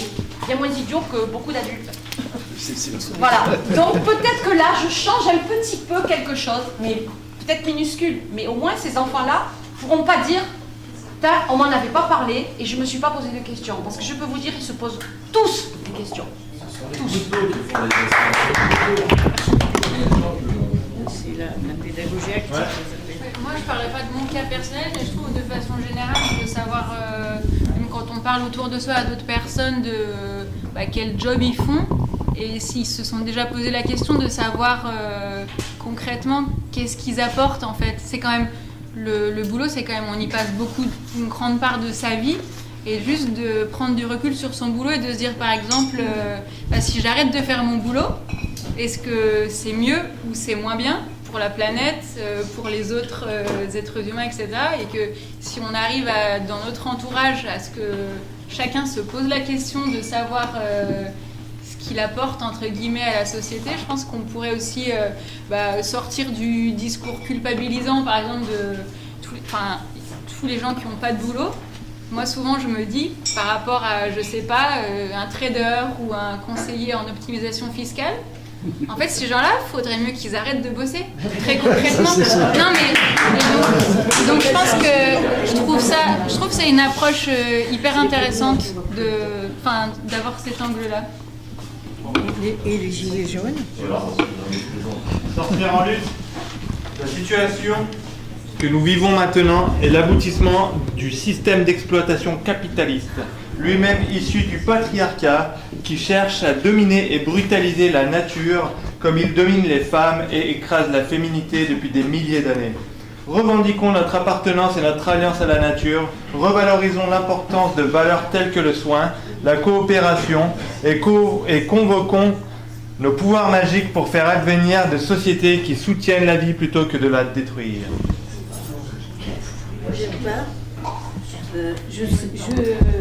Je pense, c'est pas certain, que ce passage est écrit par des hommes. Parce que je trouve que c'est. On ramène toujours les femmes à la nature, on ramène toujours les femmes là, des pouvoirs magiques comme avant. Donc c'est une conception, à mon avis, très. Enfin, que je rejette y compris même le mot de féminité, on pourrait en discuter, qu'est-ce que ça veut dire, etc. Ça pose des grands problèmes, donc je ne veux pas rentrer, mais... et puis, j'aimerais bien savoir d'où vient ce questionnaire, là, d'une manière générale. Je pose la question. En fait, c'est trouvable sur Satougi, c'est Mathieu Niel qui a résumé plein de postures, donc c'est téléchargeable sur Internet. Je vais vous l'envoyer par mail aussi, et vous pourrez lui poser les questions que vous voulez. D'accord. Il est assez accessible et il répond. Ouais. Je suis pas d'accord avec toi. Il a été montré que dans les sociétés où il y avait des femmes qui étaient impliquées, plus les femmes sont impliquées dans la vie de la société, dans les décisions, voilà, plus elles ont, et plus la société est apaisée. Non, c'est pas magique, mais c'est plus il y a les femmes qui sont au même niveau que les hommes. Je dis je parle pas du niveau de salaire, hein, mais dans les niveaux de décision. Voilà, dans les niveaux de décision, dans l'éducation, dans tout ça. Plus les sociétés sont apaisées. Voilà. Plus les sociétés sont qu'avec des hommes, plus c'est des sociétés violentes. Voilà. Ça, c'est culturel, c'est pas anthropologique que les hommes sont bons, qui vont en prison, qui sont violents, qui tuent leurs femmes. C'est culturel, c'est pas anthropologique. Et juste sur la féminité, Mars, c'est une planète masculine, Mars, le dieu de la guerre, et Vénus est une planète féminine. C'est très très chaud sur Vénus, c'est très très froid sur Mars. Au rapport entre hommes et femmes, j'ai entendu une histoire il n'y a pas longtemps qui disait que c'est au moment justement où l'agriculture a commencé, qu'il y a eu les premières récoltes et que l'homme a voulu défendre les premières récoltes, que là il a pris un rôle, le rôle dominant en fait parce qu'il avait... La chasse, c'est approprié à la terre. Ouais, c'est ça, il y avait le pouvoir de la force, donc le pouvoir après décision politique, etc. Le pouvoir dans la politique. Des archéologues qui ont tenté à ma connaissance, de dater ce qu'on appelle les mass murderers. À quel moment il y a eu des attaques entre hommes de masse, il y a eu des gens qui se tapaient dessus et qui se tuaient. Hein. Mais c'est au moment de l'agriculture et de la propriété. Donc c'est il y a très longtemps. Et l'invention des villes. Mais alors, sans parler de villes, même de villages, quand il a commencé à s'agir effectivement de défendre le blé qu'on avait laissé pousser, etc. Parce que l'agriculture, c'est avant tout passé par les céréales. C'est à ce moment-là qu'il y a eu des meurtres de masse, des villages entiers qui ont été détruits. Donc la violence, c'est pas nécessairement intrinsèque à l'humanité, mais plus à un système qui a été mis en place avec peut-être la notion de propriété. Enfin, c'est des choses que j'ai lues, hein. C'est avéré. C'est juste. Suivant. Reliance au grand tout. Ébranlé personnellement par l'idée d'effondrement, je cherche à être capable de mieux y faire face. J'essaie donc de faire évoluer ma conscience à travers la thérapie, la méditation ou une plus grande connexion à la nature. Apprendre à accepter notre finitude m'aide à être plus sereine et me rend peut-être plus libre qu'auparavant. Ça a déjà été dit dans le début du débat, mais que clairement, si on prend conscience de notre mort et qu'on essaye de l'accepter, je pense qu'on peut vachement évoluer dans notre façon de voir le monde et dans notre façon d'agir. Donc oui, clairement, je pense que c'est très utile. On a été super déconnectés pendant longtemps et c'est la première étape vraiment de se reconnecter à la spiritualité ou aux émotions pour pouvoir avancer. À soi. À soi. Oui, c'est ça. Actuellement, sur la méditation, on est quand même sur principalement des démarches qui sont très auto-centrées. Enfin, moi, ça me pose problème. Enfin, après, tout dépend ce qu'on entend par... je trouve qu'il y a beaucoup d'approches qui sont très individuelles et moi, franchement, si c'est ça qu'on entend par méditation, voilà, je pense pas que ça soit la voie à suivre. Mais j'entends plutôt reconnecter avec la nature. Vraiment simple. Et puis se reconnecter à soi pour ensuite se connecter aux autres. Parce que si on est déconnecté de soi-même, il est difficile de pouvoir établir le lien avec autrui, quoi. C'est la base, en fait. Enfin, pour moi, c'est juste un point de vue. Mais après, ça marche la façon de se reconnecter à soi. Enfin, moi, j'ai pas l'impression d'avoir besoin de passer par la méditation ou ce genre de choses pour me reconnecter à la nature. Mais après, voilà. La randonnée est une forme de méditation, il y a beaucoup. Bien sûr. J'utilise ma colère et mon énergie d'espoir pour m'impliquer intensément dans des actions directes non violentes. Des actions visent à forcer les gouvernements ou les grandes entreprises à changer leur politique pour résoudre la situation ou à tout le moins d'essayer de diminuer l'ampleur du désastre. Un de mes slogans, nous ne défendons pas la nature, nous sommes la nature qui se défend. Qui est pacifiste? Est-ce que ça a des limites? Je disais que la question du pacifisme, effectivement, je me me la pose sérieusement. Sur le principe, je suis d'accord. Je ne suis évidemment pas pour la violence. Par contre, force est de constater que tout est un rapport de force en vérité, qui n'est pas en notre faveur à l'heure actuelle. Et que déjà demander et se référer systématiquement à un gouvernement, on peut le faire dans un principe démocratique, on a le droit de le faire. Maintenant, il ne faut pas attendre et c'est faire perdurer un système pyramidal. Alors je pense que là, le changement passera par le transversal. Donc il faut déjà peut-être arrêter de demander, mais faire. C'est la première chose que je pense. Et l'autre chose, c'est effectivement le pacifisme. Tant qu'on est dans un système pyramidal, c'est-à-dire qu'en fait, c'est des têtes complètement déconnectées, en tout cas de nos envies à nous dans ces pièces, leur demander gentiment les choses, au mieux ils nous répondent, au mieux ils n'ont rien à faire.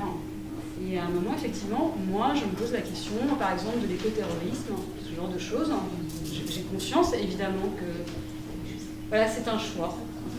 Mais je n'exclus pas la violence. Moi, sur la violence, moi je suis vraiment non-violent. J'avais comme poster Gandhi dans ma chambre d'étudiant. Mais à un moment donné, c'est pas de la violence, c'est de la légitime défense. Par exemple, je suis pacifique, mais pas pacifiste. C'est-à-dire pacifiste, c'est quoi qu'il arrive, je fais la paix, tu me tapes, je fais la paix, il n'y a pas de problème. Non, je suis pacifique, c'est-à-dire, a priori, je ne suis pas dans le conflit. Mais si on vient me taper, là je vais prendre d'autres décisions peut-être. Moi je voudrais juste, je pense qu'il faut se poser la question, et je me la pose aussi, moi c'est pareil, non violent, mais en même temps, juste demander, manifester, etc., est-ce que c'est efficace? On se force de constater que ça l'est pas. J'arrive à la conclusion que ça ne l'est pas. Voilà. C'est pas suffisant, mais c'est nécessaire. Enfin, je pense que on n'est pas du tout au rien. En tout cas, oui, je suis bien d'accord. Mais tout à l'heure, on parlait de perdre de l'énergie dans certaines choses. Je pense qu'à un moment donné, on perd beaucoup d'énergie. Je pense que si mon fils serait content de m'entendre dire ça, et effectivement, si d'un coup tout le monde se mettait à tout casser, des choses qui sont vraiment porteuses de choses négatives, je pense que les choses, ça ne changerait.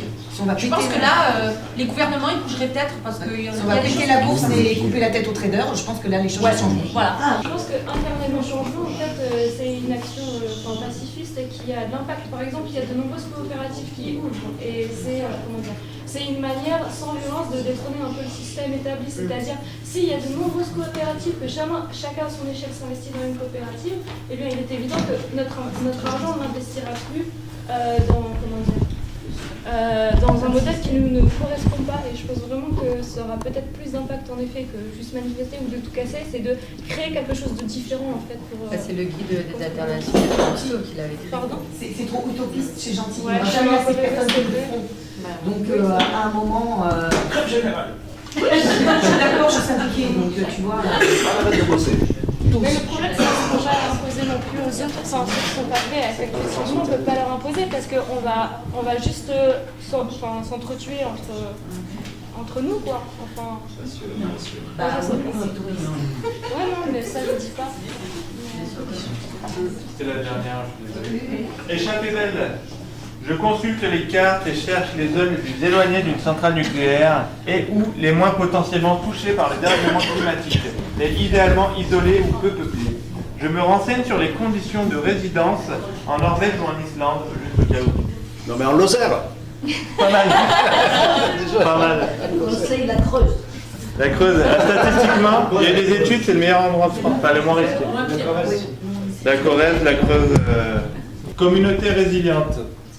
Je ne crois ni aux solutions individuelles, ni aux grandes décisions politiques. Je décide donc de nous aider à nous organiser en communauté pour devenir plus résilients. Nous nous organisons pour un futur communautaire et autonome, notamment via la permaculture. Cela signifie que notre visée n'est pas que alimentaire et matérielle, mais aussi culturelle et sociale. Ouais. Est-ce qu'il y en a qui est contre là? Juste un témoignage intéressant de l'ancien garde du corps de Chirac et Sarkozy qui a côtoyé le pouvoir aux plus hautes sphères et qui a dit n'attendez plus rien d'eux, ils vous préparent le chaos même s'ils n'en sont pas forcément conscients. Et lui, qui est un discours très sécuritaire, dit que ceux qui vont assurer la paix de demain, ce sont les hippies, qui vont dans des écolieux et qui créent qui ouvrent des possibles concrètement et qui créent des autosuffisances alimentaires, d'autonomie, de résilience. Donc ce sont ces gens-là qu'on disait il y a peu des illuminés qui seront les garants de la sécurité et de la paix sociale de demain. C'est quand même assez fort comme... C'est Alexandre Boisson. Et il a créé SOS Mères pour alerter tous les maires de France là-dessus et les encourager à développer ça. Rédemption. J'ai hérité d'un gros paquet d'argent où je l'ai moi-même gagné dans une vie précédente et je me dis qu'aujourd'hui ça pourrait nous servir maintenant qu'on sent l'urgence d'un basculement. Alors, sans trop vouloir attirer l'attention, je le répands autour de moi pour des projets qui me parlent. Qui c'est qui a de l'argent à envoyer? Et ça des allumettes, Non, on le fait, t'es payé là. C'est quoi la vie antérieure? Moi j'ai pas beaucoup d'argent, que tu prennes conscience. Juste le fait de mettre son argent, même son compte courant dans des banques solidaires, ça a déjà ce pouvoir-là de justement qu'il ne soit pas investi par les autres banques dans des projets justement qui ne plaisent pas et qui a priori vont dans une direction vers laquelle on n'a pas envie d'aller. Les banques solidaires, il y en a qu'une. Non mais la LEF, c'est pas c'est à qui la parole? la crédit coopérative pour les particuliers. Personne ne prend la parole? Ouais. L'argent, c'est devenu c'est au-delà d'un homme. Il paraît que le foot, c'est devenu l'opium du peuple, parce que Marx, il avait dit que c'était la religion, l'opium du peuple. Je reviens d'Espagne, le foot, c'est grave là-bas. Ici aussi. Mais l'argent, c'est quand même un truc, il faudrait aussi, je sais pas, mais dans l'Espagne anarcho-syndicaliste, il y a des gens qui ont vécu très très bien en supprimant l'argent. C'est même pas du troll, c'est un moyen de vivre aux autres. Je vous invite à aller lire Mauss et les sociologues, mais le don et le contre-don. Il y a aussi des sociétés, je reviens au peuple premier. On avait Jacques Chirac d'ailleurs, qui se faisait passer pour un con, je fais une parenthèse, excusez-moi d'être bavard, mais qui était un grand expert du Japon et des peuples premiers. Allez au Quai Branly. Une fois dans votre vie, ne prenez pas l'avion pour y aller, hein, c'est interdit de prendre l'avion. Allez-y en train, n'y allez pas avec votre bagnole. Mais l'argent, on peut aussi s'en débarrasser. Et je parle même pas de l'argent financier qui n'existe pas. L'argent, ça n'existe pas, ce sont des écritures. Hein. On peut avoir des rapports entre nous sans en passer par l'argent. Il y avait un projet dans l'éducation nationale, les 4 fondamentaux de l'éducation. Je m'adresse à la professeure. L'anglais, dans le désordre. L'anglais, le français, les maths et je ne sais plus quoi, le quatrième. On n'apprend pas l'histoire géo, on n'apprend plus rien. On devient des agents économiques, on devient des Uber. On va résister à l'ubérisation. Supprimez l'argent, brûlez-les. Je suis d'accord de supprimer l'argent. Je suis d'accord de supprimer l'argent après. Mais là, tant qu'il y en a, et on en a, des poches, vas-y. Si j'ai de plein d'argent, je vais pas faire un grand feu de camp en disant je vais plus mettre dans des trucs cool, donc je n'ai jamais mis. Non mais c'est possible de s'en débarrasser. Non mais je suis. Non mais il y a beaucoup de gens qui croient que c'est impossible de s'en débarrasser. C'est possible. Ouais. En ce moment, c'est un objet utile. Bah oui. On peut fonctionner autrement, hein. Vous avez vu, il y a les selles, il y a les Rivières Café, enfin il y a plein de choses qui fonctionnent. Non mais c'est vrai que c'est un outil, ça peut être un outil. Ça peut être un outil. Ouais, juste pour rebondir sur ce que tu disais, c'est pas du tout. C'est juste pour signaler que les idées comme ça, il faut faire ça, il faut pas faire ça. Parfois ça a des limites. Quand tu dis il faut pas prendre l'avion, il faut y aller en train, il faut pas prendre la bagnole. Mais le train, comment tu alimentes l'énergie du train, quoi. Non, mais l'empreinte écologique du train et de l'avion, il n'y a pas photo. Hein. Alors là. Mais c'est beaucoup plus cher. Mais tu utilises du nucléaire, alors. Et l'aspect socialiste du train et l'aspect capitaliste de l'avion, en plus de l'empreinte écologique, là-dessus, je vais être assez. Tu vas avoir du mal à me convaincre que c'est bien un avion. Non, je dis juste que. J'ai pris du train actuellement, par contre, le côté social, c'est compliqué. Moi, en tant que petite bourgeoise, je voyage en train, mais vu les prix des billets. En vélo. Non, je dis que l'aspect social du train, vu les prix des billets actuellement, enfin moi en tant que petite bourgeoise, je peux me payer le train, mais je pense que la plupart des gens n'ont pas les moyens et ils voyagent en blablacar. Je chéris mon Denis. Tant que c'est encore possible, j'évite de trop m'informer sur ces questions. Cela veut dire que je zappe à la télé ou dans mon mur Facebook toute information sur le dérèglement climatique ou une guerre horrible qui frappe dans le monde. J'en ai besoin pour garder mon énergie positive au quotidien. Je pense que c'est important de comprendre ce que c'est que le déni, à quel moment il intervient, que c'est une position, on va dire, défensive, psychique, qu'on peut emprunter à des moments dans sa vie, pour certains sujets, et puis pas sur d'autres sujets ou pas à d'autres moments. Donc c'est quand le déni devient un recours systématique, c'est là que c'est embêtant. Mais par contre, ne pas chercher à comprendre pourquoi il y a des gens qui sont autant dans le déni, ça reviendrait à dire qu'on ne va pas dialoguer avec eux. Alors il semble qu'ici on soit d'accord pour essayer quand même d'aller vers les gens.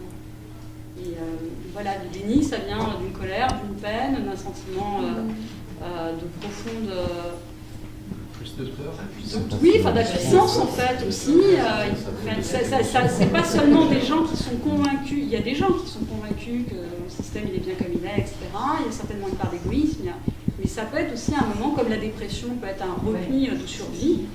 Le déni peut être un repli de survie. Ou l'addiction au fric. T'es drogué au fric. Tout est possible avec les humains. Non mais, on n'est pas des robots. Hein. Ça veut dire qu'à des moments, on peut être un peu se cacher des problèmes parce qu'on n'en peut plus. Moi, je sais que je reçois plein de mails. Alors, des moments, ça suffit. Et puis à d'autres, on ouvre les yeux et on participe à des débats comme celui-là. Ce qui est une manière d'ouvrir les yeux. Aussi sous l'influence d'un système, et on est aussi la résultante, on n'est pas nous en fait, on est la résultante des civilisations passées. C'est un continuum. Voilà. Je croire que je suis que moi et mon avis, c'est me croire en fait omnipotente, c'est faux. Donc il faut aussi prendre ça en compte dans la question du déni. Il y a des gens, effectivement, ils en sont arrivés là, mais ils sont peut-être qu'on les placerait dans d'autres conditions, notamment celle de l'instruction, une meilleure instruction, peut-être que le déni s'adresse. Pardon. Il y avait Yves Cochet aussi, qui était ministre sous Chirac, là, qui disait qu'en fait, le cerveau humain n'est pas fait pour accepter quelque chose d'aussi énorme et d'aussi catastrophique que la fin de notre propre espèce, en fait. Et du coup, on met des mécanismes de protection, de défense en place et le déni. Régis, tout à l'heure, il nous a rappelé que quelqu'un qui vote RN ou FN, il a des choses à nous apprendre, il a des choses à nous dire et qu'il ne faut surtout pas rejeter l'étranger. En Israël, il y a des gens qui s'appellent les Palestiniens, ils sont devenus des extraterrestres pour les Israéliens. Ils ont construit un mur mental, c'est-à-dire que l'autre devient un extraterrestre, un étranger, quelque chose de dangereux. J'ai dit quelque chose et plus un être humain. Et ça, je le vois dans la rue ici à Montpellier. Je vois des gens, leurs voisins qui sont dans la même merde qu'eux, ils ont envie de leur foutre des grenades. J'ai entendu quelqu'un dire ça. Ils voyaient une famille d'Albanais et dire il faut leur jeter une grenade. Comment on a construit cette haine de l'autre? Eh ben, en construisant des murs invisibles, c'est la télévision. Éteignez vos télés, brûlez vos télés avant la bagnole et avant l'avion. Brûlez vos télévisions et invitez-vous et allez parler à vos voisins. Allez faire toc-toc à vos voisins, bordel de merde. Je me connecte à des réseaux résilients, souvent à la campagne, qui créent des modes de vie autonomes, mais par contre, je ne les rejoins pas tout de suite. Je garde ça comme une option à activer quand ce sera nécessaire. Trop tard. Je passe à la dernière. Commoners, je prépare la société post-capitaliste en créant dès maintenant des modes de production basés sur la coopération et respectueux des limites écologiques, voire inspirés directement du vivant.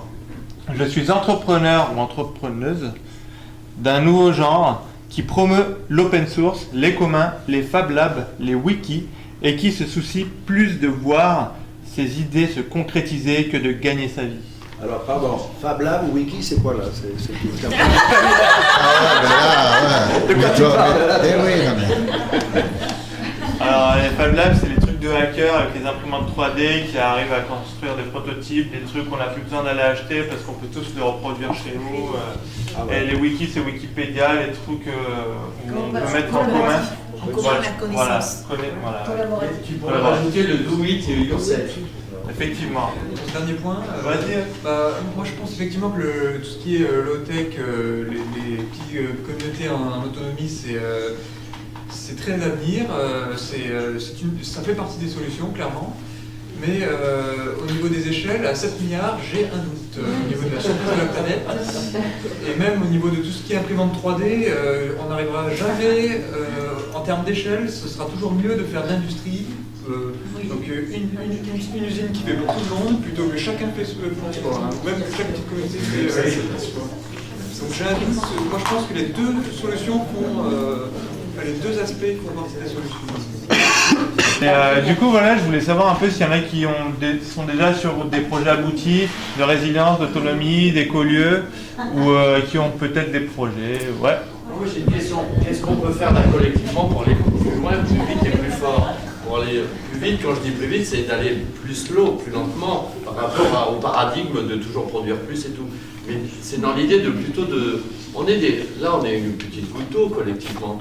Rappelez-vous qu'au Brésil, peut-être pas en Chine, il y a des décalages horaires, il y a des millions de gens dans le monde qui sont en train de faire la même chose que nous en ce moment, ou presque. On est quand même un paquet, on est très nombreux. Mais il faudrait qu'on s'auto-organise et qu'on devienne plus fort. Et je pense que l'union fait la force. C'est pour ça que tout à l'heure je disais, mais parlez à vos voisins, allez parler à vos voisins. Essayez de les convaincre de nous rejoindre. De se rejoindre, c'est pas de rentrer dans une église et de penser tous la même chose, mais d'essayer de faire que les vibrations elles se propagent. Sur ça, Pablo Servigne dit quelque chose. Hein. Il dit que en fait, c'est pas une question de nombre. C'est quand même une question de rapport. Il a dit le rapport de force. Pablo Servigne dit que, étonnamment, c'est pas nécessairement une question de nombre, parce qu'en fait, des gens qui sont pour l'écologie, tout un tas de trucs, en fait, il y en a plein. Et curieusement, ils n'arrivent pas à se faire entendre. Et donc, c'est plus une question d'organisation du système, et là encore, un système qui est pyramidal. C'est-à-dire, à force d'avoir, parce qu'on est en grand nombre, plus le cheptel est grand, plus difficile à gérer. Donc, nous sommes effectivement tentés d'être en pyramidal. Mais il pose cette question, il dit, voilà, en fait, on est beaucoup à penser ça, pourquoi ça marche si peu? Et moi, je me le demande. Organisation. Je sais pas. Je pense que ça marche si peu parce qu'en face de nous, il y a des intérêts très puissants et qui ont des médias très puissants et qui fabriquent des armées d'imbéciles, enfin d'imbéciles de déni, on va dire, au moins de déni, pardon pour l'injure. Voilà, lobotomisés malgré eux, et qui, comme ils le disent dans Matrix, ces gens-là sont prêts à se battre contre nous pour protéger le système qui les a servis. Tellement ils sont pris par leur propre chaîne. C'est pour ça que les premiers trucs qu'on doit changer, c'est les médias et la culture. Hein. Ouais. Ah ouais. Non, mais... Je suis d'accord avec vous, et du coup, pour répondre à ta question, qu'est-ce qu'on a comme projet et tout ça?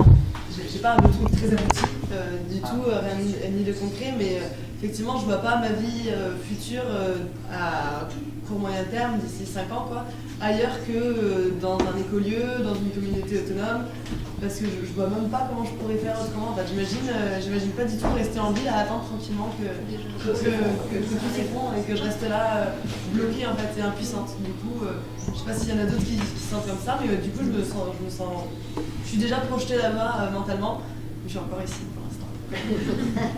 Nous on se sent pareil, mais on essaie de rencontrer des gens. Alors déjà il faut passer le cap, et c'est un investissement en fait. Changer de vie. Et là, on parle d'argent aussi, un peu, quand même. Si on veut une maison propre, il n'y a pas que ça. Thomas, il faut en parler. Il y a un écolieu qui est très très au point. C'est des gens qu'on a rencontrés, qui ont construit leur maison. À Meaux du Clos. Et ils ont un super site internet. Je ne sais pas si Franck connaît. C'est lequel? Meaux du Clos. À Meaux du Clos. Et du coup, ce qui est impressionnant, c'est que ces gens, ça fait 15 ans qu'ils bossent sur le truc. Alors, à l'initiative de la commune, hein, donc ça aide. La commune leur a donné des terres, etc. Donc ça les a aidés. Et ce qui a été le plus difficile pour eux, en fait, c'est la vie en commun. La difficulté du vivre en commun, c'est quand même, on est une société post-industrielle, et le sociologue nous explique qu'il y a un tas de choses qu'on a perdues depuis le 19e siècle, et même avant le 19e siècle. Moi, tout à l'heure, quand je disais de décoloniser nos imaginaires, c'est le mien aussi. Je suis super conditionné, j'ai des réflexes et des modes de pensée, des modes de rapport à toi et aux autres qui sont conditionnés par l'instant, à l'endroit où je suis né, à quel moment je suis né. On a perdu des valeurs, on a perdu des qualités de vie on a perdu le lien social au sens où il était avant l'ère industrielle. On est devenus des machines dans nos rapports aux autres. On figurait des machines. Mais ce que tu dis dans les communautés, ça on le retrouve dans les collectifs et tout ça, il fut un temps où c'était plus simple. Et c'était un peu plus humain. Du coup, je trouve le plus difficile pour moi dans le pas de vivre dans une communauté comme ça, avec, je sais pas moi, 100, 200, 1000 personnes. Ce qui me manque le plus, c'est juste un 10. Ouais, c'est encore pire à 10. Dans le sens de prise de décision et tout ça, et vie en communauté. Pour moi, c'est le manque de mixité sociale et de lien social. Parce que du coup, il y aura plus de noirs, il y aura plus de chinois, et on va être vraiment confrontés au même problème que celui en face de chez nous, et peut-être moins l'ouverture d'esprit. C'est pas sûr ça. Pas sûr. Bon, c'est peut-être une question liée aux générations, à l'âge. Moi, j'ai passé toute ma vie dans des villes, sauf quand j'étais toute petite. Donc, ce que je souhaiterais, mais ça ne peut pas être l'objet de cette réunion, c'est de discuter de comment s'entraider dans une ville.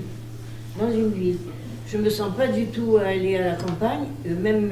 J'ai 2 filles, dont une qui a pas mal de responsabilités politiques. Et je crois qu'elle n'a pas envie d'aller à la campagne, mais elle a envie quand même aussi, dans la ville, de pouvoir s'aider. Il y a une chose qu'il faut remarquer, c'est que les humains, d'une façon générale, transforment le paradis en enfer, l'enfer en paradis. Vous allez aux Antilles, vous allez à Tahiti, dans les endroits les plus merveilleux du monde, ils se pourrissent la vie. Vous envoyez les mêmes humains au fin fond de l'Antarctique à passer 6 mois dans la nuit complète, 30 mecs, personne à mélanger, dans un truc en tôle, tout se passe bien, c'est merveilleux. Ils n'ont pas besoin d'être sélectionnés, mais pareil, donc c'est en situation de crise, en situation de catastrophe, en situation de crise, l'humanité va transformer l'enfer en paradis. C'est un peu ce que dit Servigne, dans son dernier bouquin. Heureusement, si tu veux, à travers on parle de la sélection, sélection du plus fort. Or, sélection individuelle, c'est la sélection du plus fort. Par contre, sélection des groupes, ce sont les groupes les plus aptes à l'entraide, à l'altruisme, etc., qui ont été sélectionnés. Donc c'est la sélection du groupe. Dans une situation très difficile, donc c'est là que les humains s'en vont faire... S'il te plaît. Que le métier de prof, il a un pouvoir énorme, parce qu'en fait, on a entre 25 et 30 gamins, et donc on peut les changer, on peut planter des petites graines dans leur cerveau. Et moi, perso, je m'en fous qu'ils sachent reconnaître un triangle rectangle avec une équerre, quoi. Enfin, après, on a un programme à respecter, donc forcément, on va leur faire acquérir ces compétences-là, mais par des situations qui vont favoriser la coopération, l'empathie, la solidarité, parce que je pense que il y a très peu de métiers où là, maintenant, on peut toucher 25-30 gamins qui sont pas encore formatés vraiment, en fait. Quand on dit qu'avant, on vivait en communauté, etc., je ne suis pas historienne ni sociologue, mais ce que j'en sais, c'est que la société humaine, au niveau des valeurs d'entraide, même si on sait dans la merde dans laquelle on est, mais elle n'a fait que progresser. Je suis désolée, mais il y a encore 2 siècles ou 3 siècles, la société, les civilisations qu'on connaît, elles étaient extrêmement violentes. La barbarie, la violence, les meurtres, les vols, les viols, les guerres étaient permanentes. Je suis désolée, je préfère, malgré le fait qu'on court vers l'effondrement, je préfère être là aujourd'hui, vivante aujourd'hui, qu'au Moyen-Âge. Ça dépend quel pays. Hein. Autant de l'Inquisition. Bien sûr, je parle en général, dans le monde entier. Ah, mais en général, ça va. Les tribus, elles passaient son temps à se massacrer et les gens passaient leur temps à se tuer les uns les autres. Donc c'était extrêmement violent. Moi, je ne vois aucune communauté. Je veux dire, on n'a fait que progresser. Je suis désolée, mais on vit dans une société beaucoup plus pacifiste, même s'il y a des guerres horribles, qu'avant. C'est vrai, c'est statistiquement juste, il n'y a jamais aussi peu de guerres, de morts, de maladies, d'extrême pauvreté, tout ça. Pour revenir sur les écolieux et pour la personne qui disait pour les villes, je suis d'accord avec elle. Et avec le jeune homme aussi qui disait on sera trop nombreux pour avoir des petits écolieux comme ça, etc. Il faut aussi qu'on ait des projets pour savoir comment on va pouvoir rester en ville. comment on va pouvoir cultiver, je sais pas, sur les toits, voilà. Oui, je sais que ça se fait, mais New York, ce que je veux dire, c'est que voilà, ce que je veux dire, c'est qu'il faut aussi penser, c'est pas qu'on va tous dans la Creuse, machin, il faut aussi penser qu'il y a des millions de gens qui vont rester en ville, et comment on fait pour être autrement en ville, avoir de l'eau, de l'énergie, partager la culture, etc. Les transports. Voilà, je pense qu'il y a aussi, il faut avoir aussi des projets comme ça. Et ils ont bien réussi à se réadapter. Ah oui, ils ont fait beaucoup de choses positives. Ils ont retrouvé leur champ, ils ont nettoyé les déchets, ils ont fait des bus, comme ils n'avaient pas de pétrole. Il n'y a plus de pesticides, enfin beaucoup moins. Ils ont retrouvé la médecine et ils ont réorganisé leurs espaces sociaux. C'est-à-dire qu'avant, ils étaient sur un modèle ville-campagne. En fait, ils ont relocalisé tous les espaces sociaux, ils l'ont réparti. Parce que comme ils étaient en vélo, et ils devaient organiser ça. J'arrête les tours de parole, encore 2 tours à toi. Donc moi, je voulais juste dire que moi, personnellement, je ne me voyais pas trop aller à la campagne et tout, c'est pas trop mon truc. Et puis surtout, je pense que c'est en ville qu'on pourra le plus changer de choses, parce que c'est là qu'il y a le plus d'êtres humains, c'est peut-être là qu'il y a le plus de ressources à avoir. Je voulais dire aussi qu'au niveau de la résilience, on parle souvent de la résilience à petite échelle, pour soi, dans sa petite communauté, arriver à faire avoir de l'énergie localement, de la nourriture. Mais moi, ce qui m'intéresse le plus, c'est surtout la résilience à grande échelle, c'est-à-dire comment est-ce qu'on va faire pour préserver certaines structures comme le système de santé, comme tous les structures étatiques qu'on ne voit pas aujourd'hui, mais dont on se sert tous les jours. C'est-à-dire que même quand on vit dans une petite communauté, lorsque notre gamin est malade ou lorsqu'il faut l'opérer, on va quand même aller dans un hôpital avec une technologie de pointe. Donc je pense que la résilience aussi, il faut pouvoir l'imaginer à grande échelle. Et je pense que c'est en ville qu'on peut réfléchir le plus à ces choses-là et qu'on peut s'organiser. Pour moi, tant qu'il n'y aura pas de mouvement organisé autour de la collapsologie ou du collapsisme, on ne pourra pas avoir une action suffisamment orientée correctement, on ne pourra pas réfléchir collectivement. Moi, il me semble que l'important, c'est d'arriver à réfléchir de manière collective et dans la durée. C'était par rapport à la notion de progrès qui nous a amené à vivre comme on vit maintenant. Récemment, on est fait de plus en plus en ville, avec de plus en plus d'industrie, avec de plus en plus d'échanges de marchandises, quoi, et de personnes.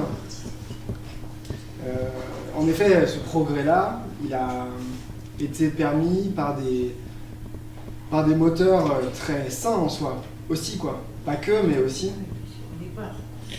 La domestication, c'était sain, tu trouves, de devenir des animaux domestiques? La télé, les supermarchés, tout ça, là?